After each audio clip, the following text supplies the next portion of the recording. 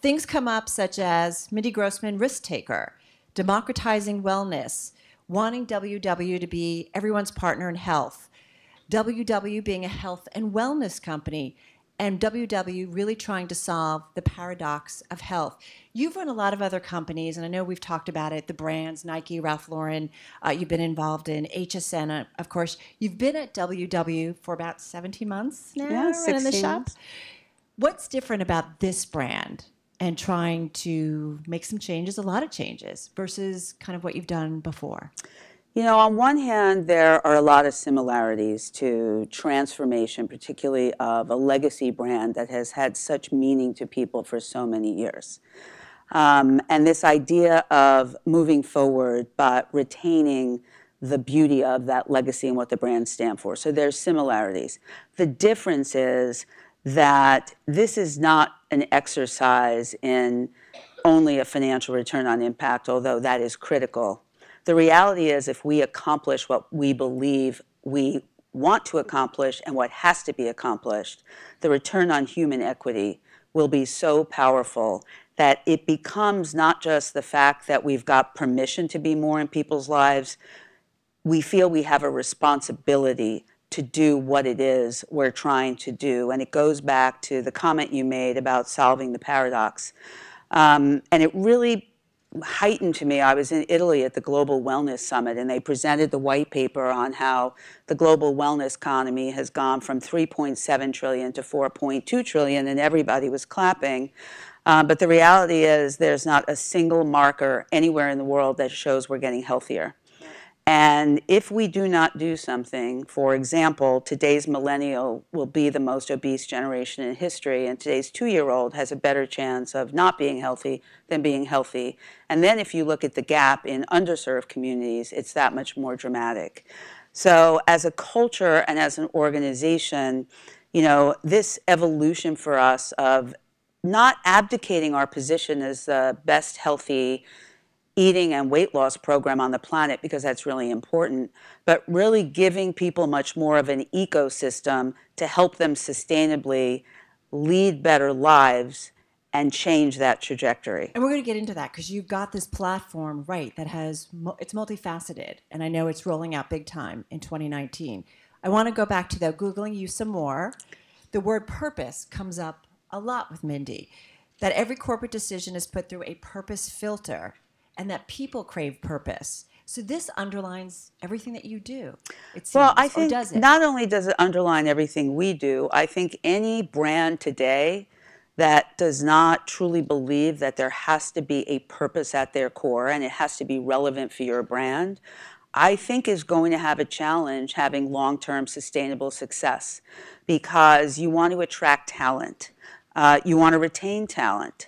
You want to create meaning with consumers. And, you know, I've spoken a lot how the brands of the future are going to have to marry technology plus meaning to help people lead more connected, fulfilled lives. And I started writing on building a culture of purpose. And you have to define what that is for your brand. And, you know, for our company, it's very obvious. And so everyone that works there not only feels they have a job, but they really are having an impact on people's lives.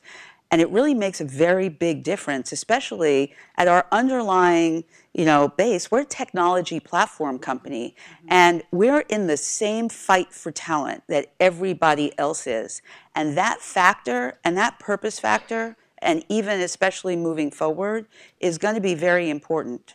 Well, I want to dig into that. I want to bring it in the audience and do a poll, because that I love that idea of the purpose in attracting talent is really important. And we've had a lot of conversations here at Bloomberg about that with other executives as well. So I want everybody to pull out their phones. I have a question. How well would you say your company's practices align with the values of millennial and Gen Z workers, where the idea of purpose really plays big time? Number one is perfect alignment. We're all over it. Aspirational. This is a priority for us, but we're not sure how effective our programs are. Ticking the box. We have a few programs in place. We're just getting started, and values alignment is not a priority for us. So as we wait for stuff to come in, and it looks like it's kind of a mixture between perfect alignment, aspirational. It's a priority. People are working towards it. Your thoughts here, because this is obviously Yeah, a priority. I think more and more people are understanding it's a priority, but there's a difference between a priority and knowing how to put things in action. It's not a purpose statement on the wall. And, when we had that for years, yeah, right? we did. And when we came out with, our new purpose, we inspire healthy habits for real life, for people, families, communities, the world, for everyone, an entire strategy then had to be built. And it had to be at the core of what we did. So every single person has to feel inherently that their job is attached to that. And we did create a purpose filter. There's a pad on every conference room. Every single person has it. And every decision we make, we put through that filter, whether we're hiring someone, whether we're deciding to have a partnership with someone, and we know partnerships are going to be important going forward, every product we made. And, we made the decision, putting it through the purpose filter, we looked at the products we made. Now, you don't eat WW food, right? You can eat anything you want, which is the beauty of the program, but we do make food products like snacks and breakfast foods, et cetera. And we looked at our products and we said, these don't fit our new goal of what we want to be. And we made the decision to get out of every single product we sold that had artificial ingredients, preservatives, et cetera, which frankly was pretty much everyone. And we said, we're willing to understand what the financial ramifications of that would be. And, fortunately, but the main part of our business is recruitment and retention, but it was, significant. This is part of it, right?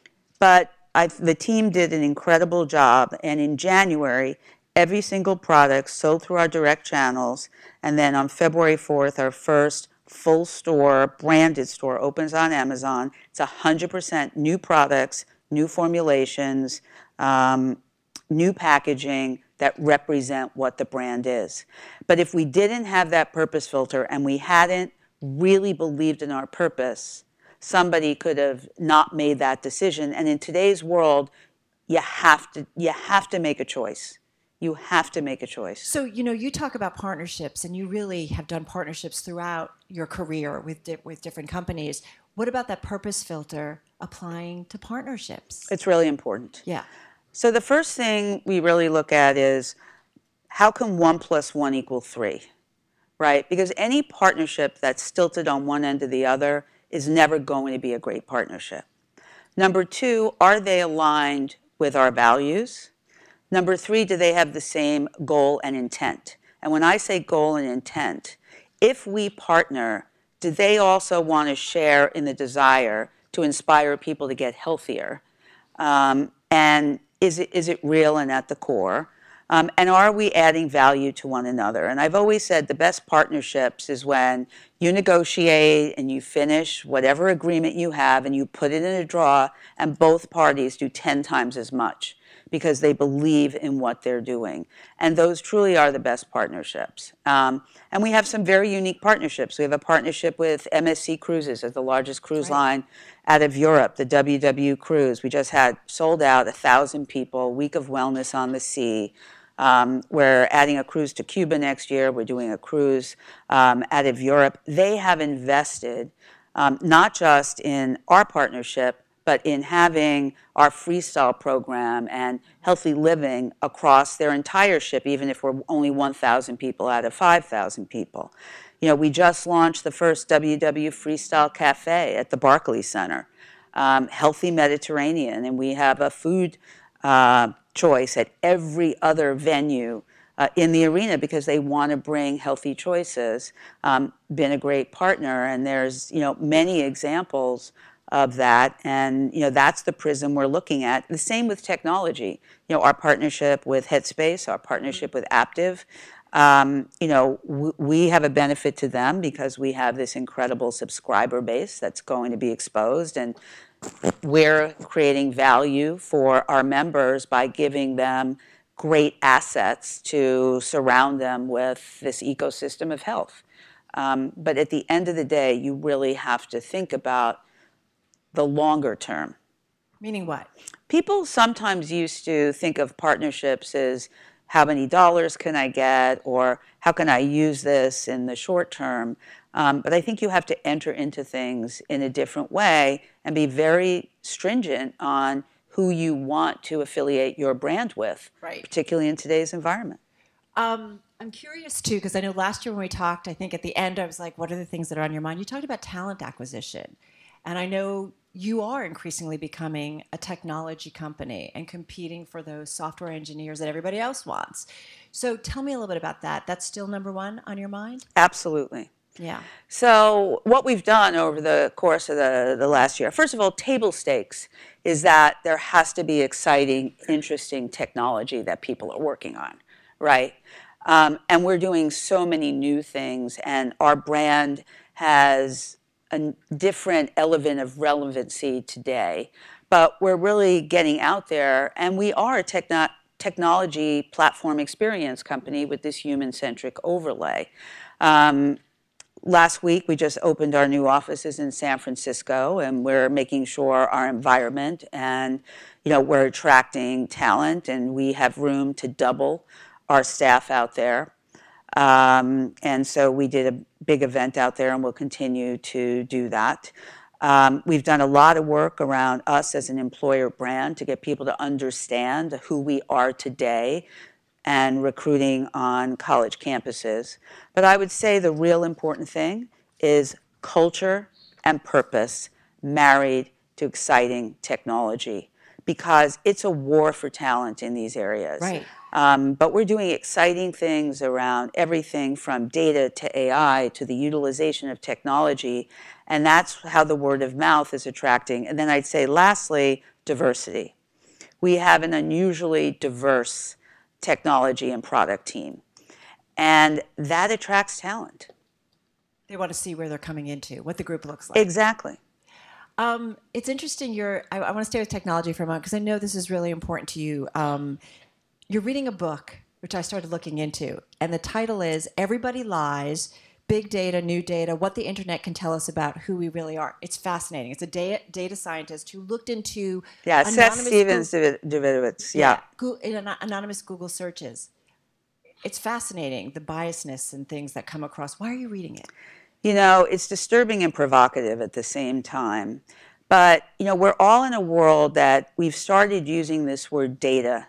It's almost become trite how we're using it, right? Oh, we're going to use data, we're going to use technology, we're going to use AI. We could not consume all the data in the world that we have. It's what data are you looking at? More important, what questions are you asking? And then where are you going to really decipher quantitatively and qualitatively to make decisions on behalf of who you're serving and what you want to provide. And the way we look at things is, how do we use the data? How do we use the technology to create greater meaning, personalization, and all of that? Because it's too easy to say, oh, look what we can do. And I'm always sitting in the room going, well, what benefit is it going to provide? Right. And how did we look at that data? But if you look at the book and the genesis of it, how Google Trends is being looked at, et cetera, you have to go deep to really get the truth. And you have to understand what data you're looking at, what questions, again, as I said, that you're asking. I would recommend everyone read the book. Well, it's interesting. If I could just point out, because it does things like it finds parents Google, is my daughter overweight, roughly twice as frequently as they Google, is my son overweight? They Google 2.5 more times more likely to ask, is my son gifted than is my daughter gifted? And there's a lot more... Oh, look, you see true bias on race. Right. Pornography. Right. Bias. Hate. And, that's why I said it's disturbing and provocative at the same time, but it's the world we live in. So how are we going to use all of this, but for positive impact on people? Personalization. You guys are at over 4 million members now? Yeah, over 4.2. 4.2. Personalization, using that data in a smart way. It's going to be critical to our future. And the growth. And, I'll be honest, we built a team. We're doing some really good work. We have a lot of work being done on voice right now. But we're still at the nascent stages of where we can really be. So if you think about what drives our business, 80% of our business is recruitment and retention. Right now, our retention it's at an all-time high, but it's the high 9 months. And what I've said is I'd love to be talking about retention in years, not months. So how are we using the data to understand when people are struggling, and how do we give them reinforcement, and how do we know what's going to motivate them? How do we personalize their food choices or their activity choices? Or one of the things we just launched was something called Wellness Wins. It's our first rewards program in the history of the company. It does not reward you for spending money. It rewards you for the efforts you're taking on behalf of your health, whether that's tracking food, doing exercise. How can I use personalization to create personal challenges for yourself where you can get rewarded? So those are all efforts that we're going to continue to invest in. And if you look at the investments we've made over the course of the last year, the last couple of years, they've been very, very, very focused on technology, both in talent, execution, et cetera. Talk to us a little bit about the platform that's going to really hit everybody in 2019. I feel like all your work has been leading up to what we're going to see in 2019. Is that fair? Absolutely. Or a lot of your work? Absolutely. So if you think of December 2016, and you think of December 2017 going into 18, and now going into 19, what we are giving people for the same amount of money, right? The same investment. So the ecosystem. Number one is nutrition. So WW Freestyle, which launched in January of this year, the most effective program we've ever had. But it's the first time in clinical trials we just didn't measure weight. We measured weight, satisfaction, happiness, and it's proving not only to be more effective, but people are losing more weight, but they are happier and more satisfied. We have our patented technology barcode scanner, make it easy for everyone to know food. We are launching FitPoints 2.0, so taking the science of what we did in nutrition and applying it to fitness personalized. So it's giving people a recommendation around strength, intensity, and duration. We are about to launch globally the integration of Aptive, which is audio fitness content that's being created exclusively for us. We already integrated Headspace, content created exclusively for us, and it'll be in multiple languages as well, to give people the mindset support. We launched Wellness Wins. I'm close to getting my first prize, so I'm very excited. And Connect, which is our digital community that marries into our physical community, because of those 4.2 million members, 1.6 million still go to their weekly studios and workshops. We do 30,000 a week. And now we're getting ready to launch. We launched in Canada. We're about to launch in the US, Connect Communities. So you can self-identify within your community platform young moms, college students, men. And that's going to be very important for us as we look to diversify. So now think of what you had. You had a food program, and now you have nutrition, technology, fitness, mindset, motivation, and community all combined within the expression of the new brand, content, globally consistent.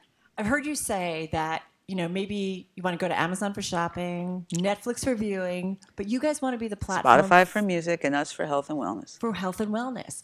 Do you need kind of the healthcare industry?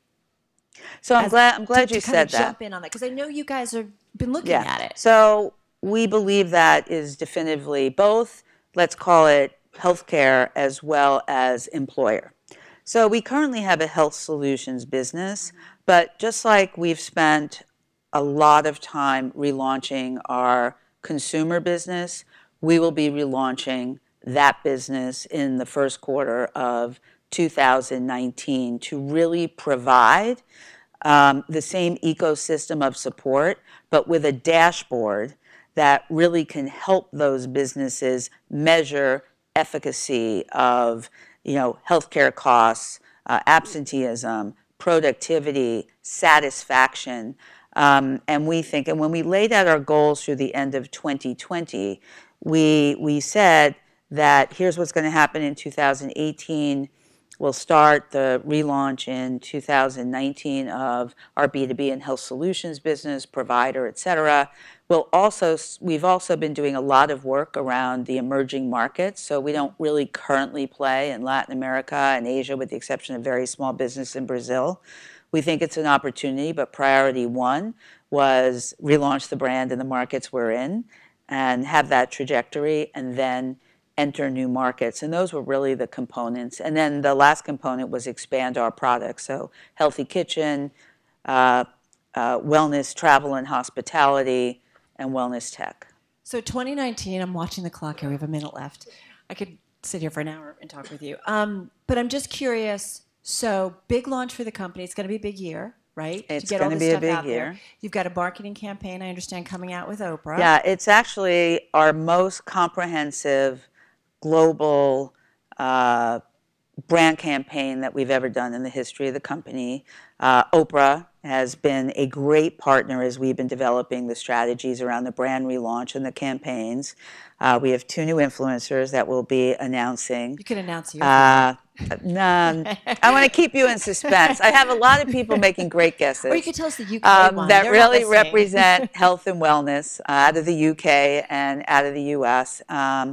But most important is also really telling real stories of people's why and how we've been such a partner in transforming people's lives. And that's what we aim to do. Is that the most effective brand ambassador? I mean, it's hard to beat Oprah as a brand ambassador. You know what? And more. We look at every market as a pyramid of ambassadors. At the base of the ambassadors are your evangelists whose lives have been transformed because of what you've provided.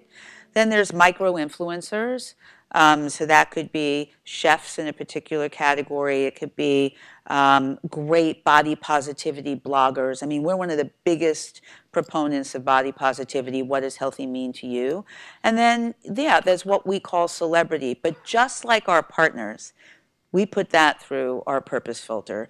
Do they want to inspire people to lead healthier lives through their actions? And it's not just people who need to lose weight. It's people who represent, I want to be healthier, or this is how I live my life. And what's interesting, we just did a body of qualitative work where we asked tens of thousands of people about their perspectives on health and wellness. And if you ask that amount of people, would you like to lead a healthier life? Pretty much they're all going to say yes. You ask them what's the first thing you need to do, over 70% say lose weight or eat better.